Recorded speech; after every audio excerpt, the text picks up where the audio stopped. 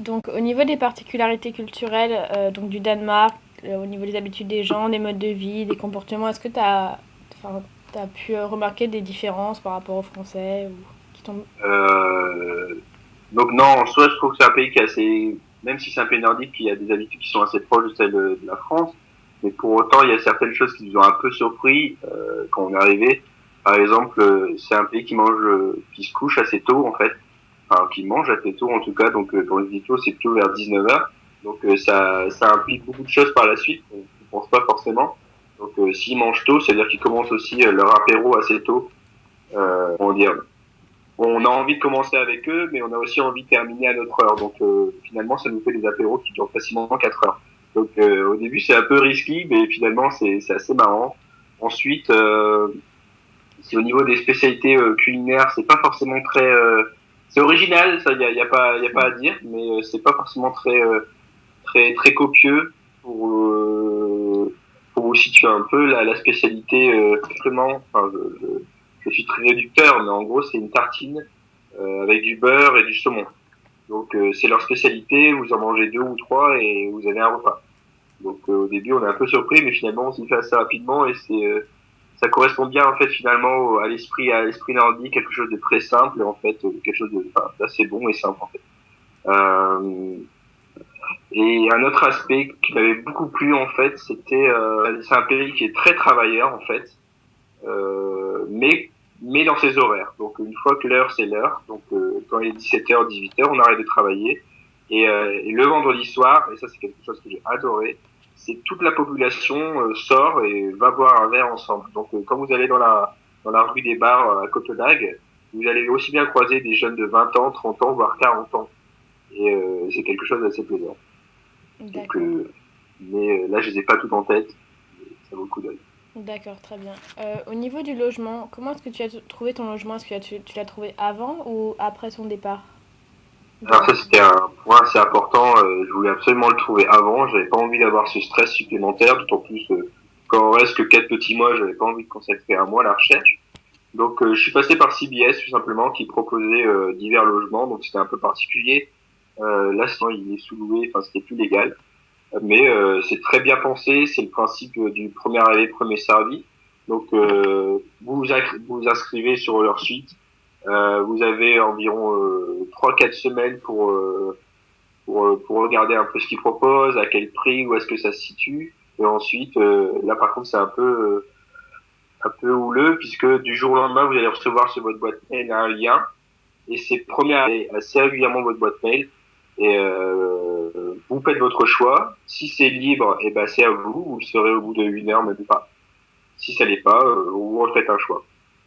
Donc c'est exactement le même principe que les cours de remède. Vous faites une liste de choix et ensuite vous verrez ce que vous avez obtenu. Donc il y a pas mal de choix au niveau des logements à Copenhague, donc avec des tranches de prix assez différentes mine de rien. Il y a un écart assez important. C'est aussi vrai dans les lieux en fait. Il y a des colocations qui sont très proches du centre, d'autres qui sont très proches de l'école et d'autres qui sont entre les deux.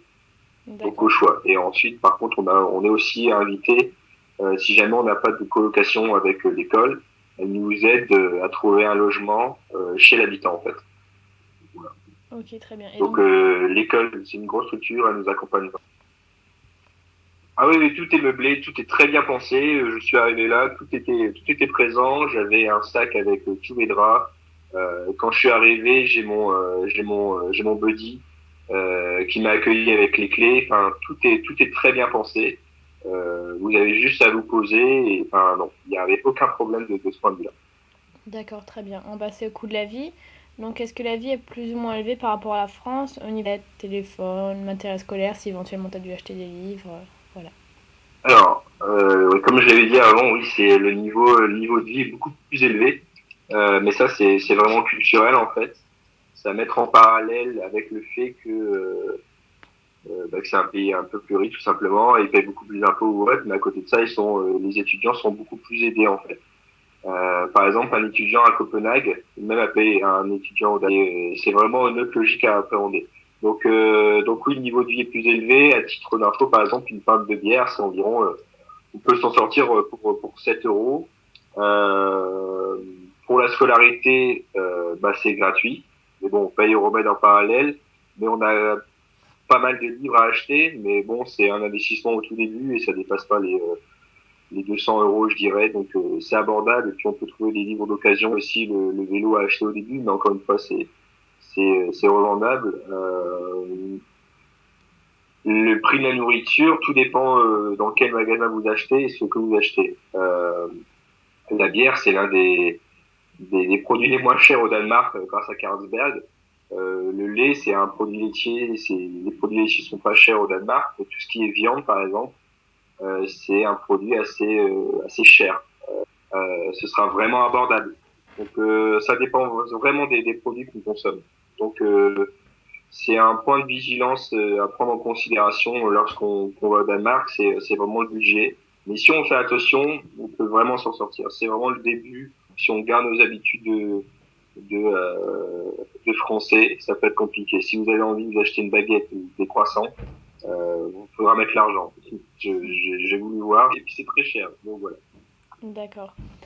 Au niveau des transports en commun, est-ce que t'as utilisé ton vélo? C'est bien ça, la plupart des habitants se déplacent en vélo? Oui, la plupart du temps j'étais en vélo, sauf pour les examens ou de temps en temps où je prenais le métro pour rentrer le soir. Enfin, c'était très rare, c'était surtout vers le mois de décembre où il fait beaucoup plus froid. Mais pour autant, lorsqu'on a un vrai Danois, on continue à prendre son vélo. On continue de prendre son vélo. Donc on a essayé aussi, c'est assez comique d'ailleurs, c'est à faire. Mais pour autant, j'ai deux trois amis qui eux étaient en métro. Donc finalement, le métro, ça vaut aussi, c'est pas si cher que ça. Si on reste sur une base de 4 mois, ça revient aussi cher d'acheter un vélo que de prendre un abonnement sur 4 mois. Donc D'accord. voilà. Mais Ok. bon, c'est le métro, hein. Et est-ce que c'est possible de trouver un petit job à côté de ses études ou bien un stage après son échange? Euh, Trouver un petit job à Copenhague, je pense que c'est possible, mais je pense que c'est aussi très difficile. Sachant d'autant plus que vous restez que 4 mois, donc ça va forcément freiner votre possible employeur. Trouver un stage à la suite de votre semestre, c'est très compliqué puisque c'est pas du tout dans la culture en fait danoise. Le stage, c'est quelque chose de très franco-français mine de rien. Vous pouvez en trouver dans des boîtes françaises qui sont au Danemark. Vous pouvez en trouver dans des boîtes internationales. Je pense à Procter Gamble. Ça, c'est possible. Et ensuite, trouver un emploi au Danemark, c'est compliqué aussi. Comment dire, abordé tout à l'heure. Même si vous parlez très bien l'anglais, euh, si vous travaillez dans une boîte qui est typiquement danoise, qui a été fondée par des Danois ou autres, et que, par exemple, si vous travaillez dans le marketing, si vous n'êtes pas capable de parler la langue d'origine de votre consommateur, le danois, ça peut être compliqué tout simplement. Donc, trouver un emploi, je pense que c'est compliqué, trouver un stage aussi, sauf si vous arrivez à intégrer une boîte qui soit en fait implantée au Danemark. Voilà. D'accord, très bien. On va... Et quand on veut, on peut, hein. Ok. On va passer à la partie avis conseil. Donc, qu'est-ce qui t'a le plus marqué ou les points qui t'ont le plus marqué pendant ton échange? Qui m'ont le plus marqué. Ouais. Mm. Ouais, moi ce que j'ai adoré dans mon échange, c'était rencontrer de nouvelles personnes, des nouvelles manières de voir le monde, de penser les choses. Et le Danemark, pardon, c'était un bon exemple concret. Comme je vous l'ai dit, en fait, les étudiants sont payés pour aller en cours. Et ça reflète vraiment bien l'esprit danois, leur manière de considérer la société, en fait. Euh, si vous faites ça en France, vous pouvez être certain que le système va pas fonctionner, que la plupart des étudiants vont profiter du système, vont par derrière. Alors qu'au Danemark, l'étudiant, lui, comprend bien que c'est le gouvernement qui a investi sur eux, en fait. Et il travaille dans ce sens. Je vous ai aussi dit tout à l'heure que le système de notation était pas forcément très compliqué à avoir, que tout le monde pouvait avoir facilement la moyenne. Et pour autant, tous les étudiants avec lesquels j'ai eu la chance de travailler, tous les Danois se démenaient pour viser le 20. L'objectif, c'est pas d'avoir, le 20, là, pour avoir la note maximale et pas pour avoir la moyenne, parce qu'ils ont bien compris que le gouvernement investissait sur eux. Euh, ça c'est quelque chose qui m'a beaucoup plu et, euh, et voilà tout simplement. Euh, et Ok. mon expérience au Danemark aussi, ça a été une expérience très importante pour moi parce que ça m'a vraiment conforté dans mon idée de faire une partie de ma carrière à l'étranger en fait. Et je crois que c'est vraiment dans ce sens-là où c'était vraiment éclairé, conforté dans mon projet professionnel.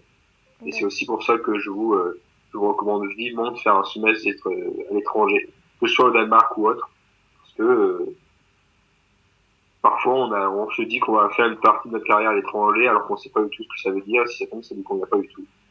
Et c'est un prémisse et ça vaut vraiment un coup d'œil. Voilà. D'accord, ok. Donc, quel conseil tu donnerais aux étudiants qui souhaitent partir? Dans cet établissement précis, Oui, euh, bossez votre anglais.